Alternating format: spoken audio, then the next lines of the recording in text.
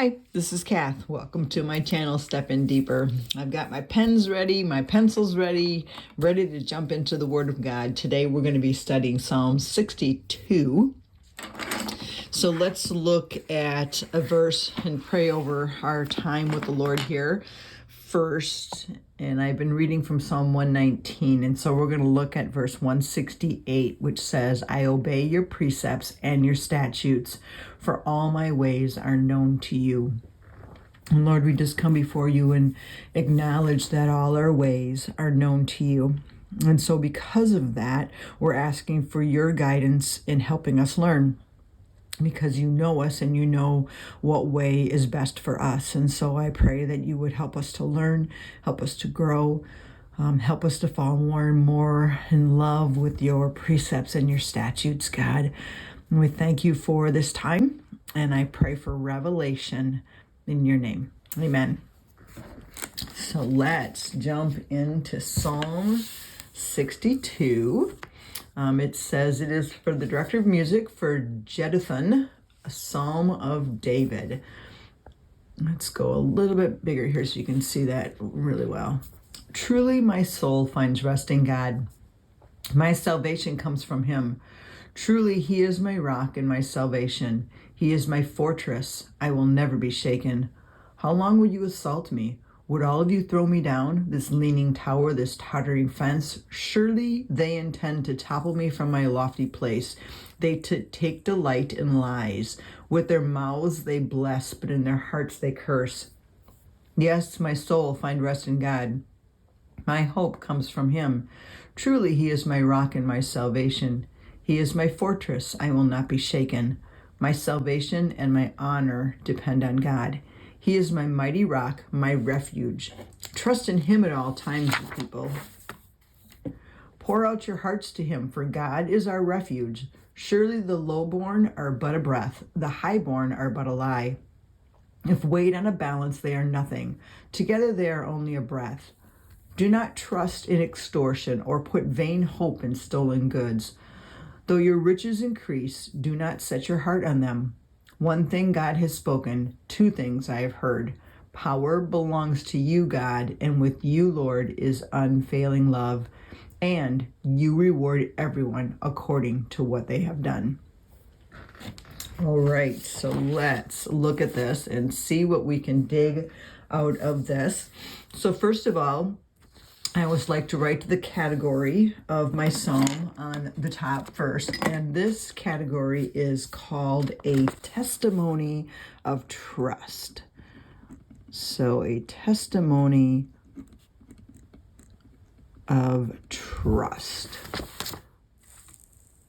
And we see that in there so much of what he's saying is who God is and how much he trusts in God. And this is another interesting psalm because it goes back and forth between trusting in God and then what the enemy is doing, and then trusting in God and what the enemy is doing. So it's kind of a flip-flop back and forth, which is kind of a neat way when you're looking at how to pray even. So let's just label that.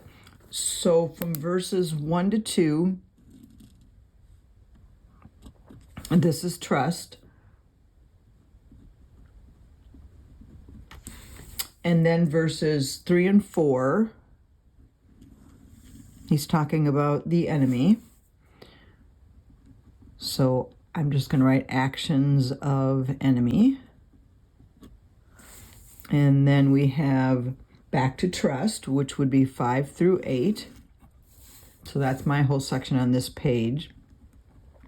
So that's trust. And then 9 through 10 is again actions of the enemy. Actually, this one's not actions of the enemy. This one is attributes of all humans.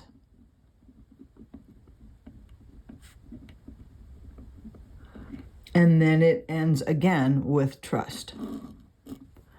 So you can see why this psalm is called, or the category is a testimony of trust, because it really just goes back and forth, back to trust in God. It's a testimony of someone who is recalling times when their prayer life was severely shaken. And we can see that in some of the words that we see here. So, for instance, at the beginning here, the testimony is addressed to God's people. So in the beginning here, it's all like I'm talking to God's people.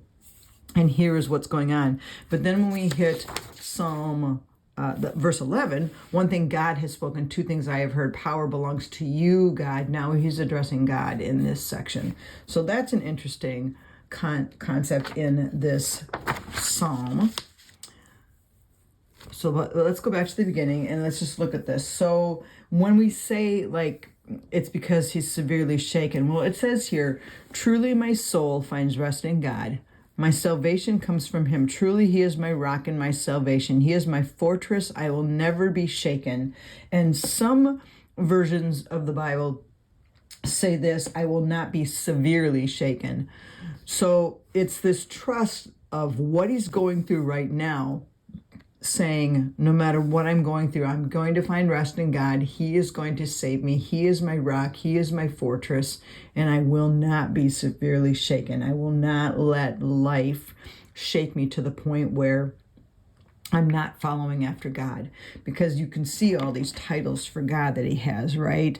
My salvation, which is that's my deliverer. He's my rock, shows that strength and stability, my fortress, a place to hide. So all of those are great titles for God, showing who he says God is. But even in the midst of that, even in the midst of trust, sometimes if we feel like we're waiting for a long time, or it just seems like God's not answering, but I'm still trying to stand strong and trust, sometimes questions come up. And that's what we're seeing in verse 3. It's this rhetorical question. And it actually is shining some light on his enemies. It says, would you throw me down, this leaning wall, this tottering fence? And another version says, you will be slain like a leaning wall. So that's interesting. He's talking about the enemy coming against him. He's assaulting them. And it says, right here, it says, with their mouths they bless, but in their hearts they curse. So this is somebody, his enemy, that is coming against him with words. They are lying. So let's just highlight some of these words so that we know. So what do we see? The enemy is lying. It's their mouths that are causing the problem. Okay, and then it says, surely they intend to topple me. So they want him to fall. And again, just some good highlight here, or to go back and like even think about that for a second and question yourself. Like lies that come out of our mouth can cause someone to fall. So we have to be careful with the words that are out of our mouth, because we do not want to cause someone to fall. And yet this is what his enemy is trying to do. And it's like they are publicly, look at this, with their mouths they bless, but in their hearts they curse. So publicly they're looking like they're for him, but David knows they're not.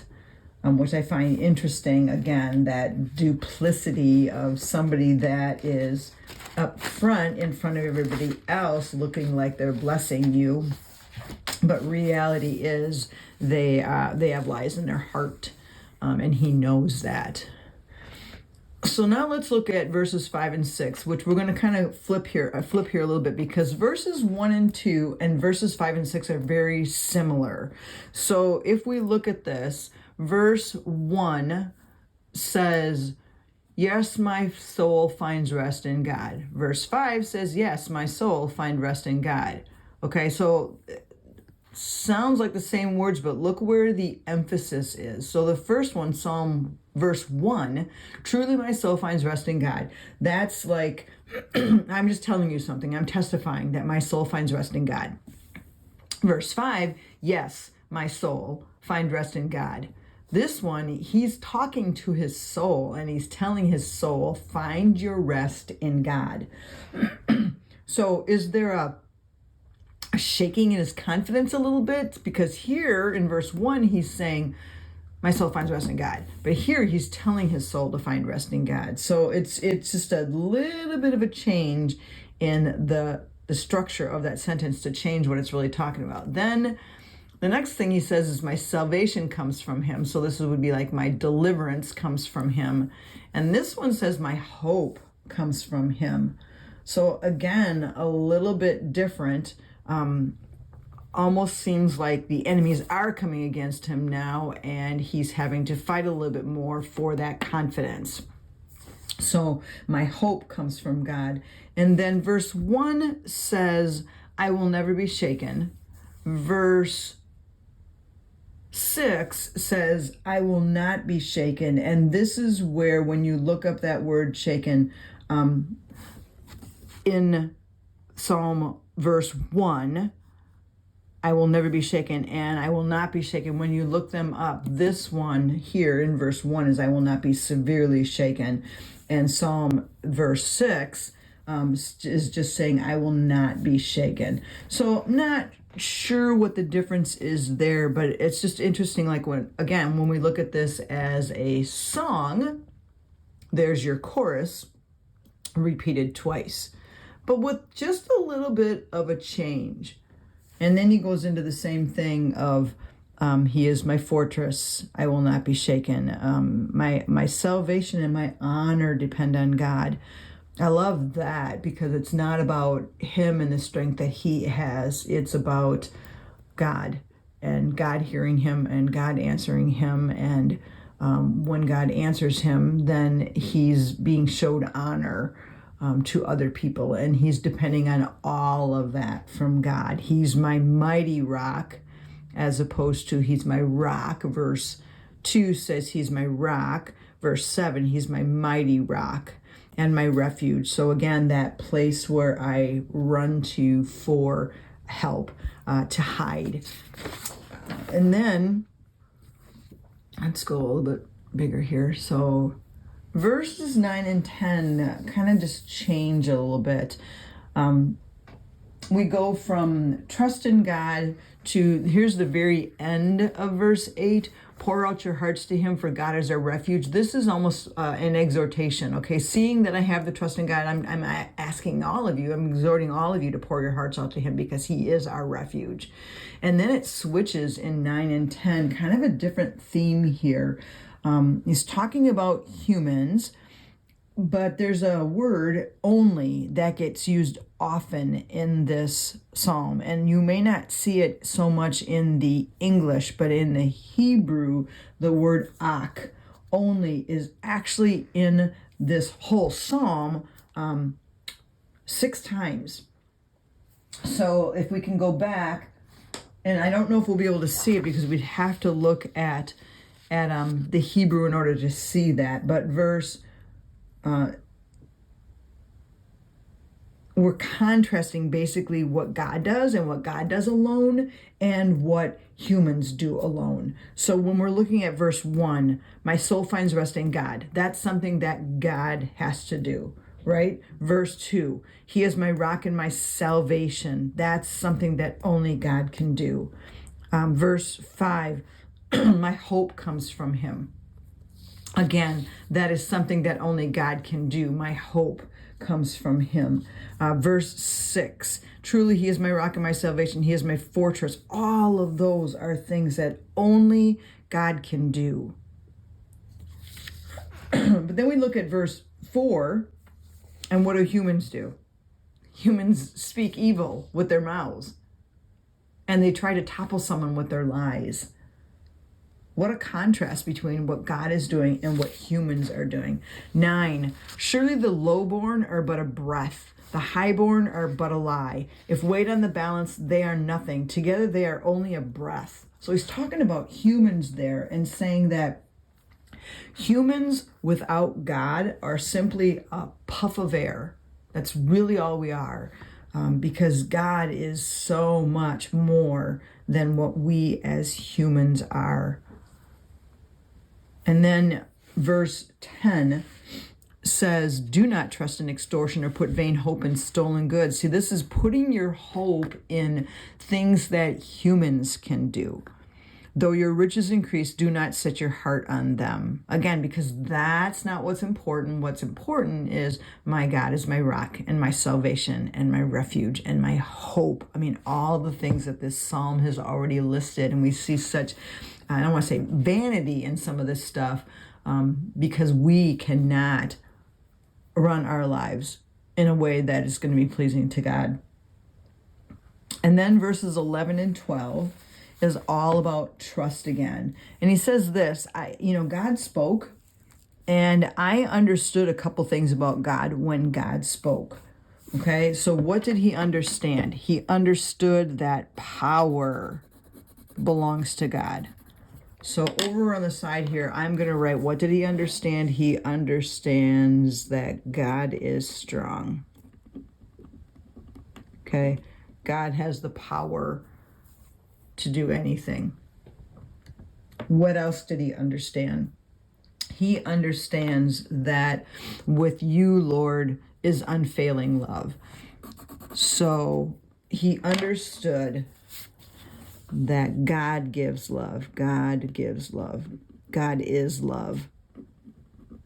And again, we hear that word unfailing love. And whenever we hear the word unfailing love, if you look that up in the Hebrew, that is the word hesed. And we have looked that word up multiple times in the Hebrew, and it is a covenantal love, like a love that there's an obligation there because there's a relationship there. So because we have a relationship with God, it's almost like God has this duty to pour out his love on us, which he does. So that's what he's saying there. To you belongs unfailing love. Do humans have unfailing love? No, only God can have hesed, unfailing love. And then the other thing that he's learned, so I would say when he says two things you've said, this is the first sentence, God is strong and gives love. And the second one is you reward everyone according to what they have done.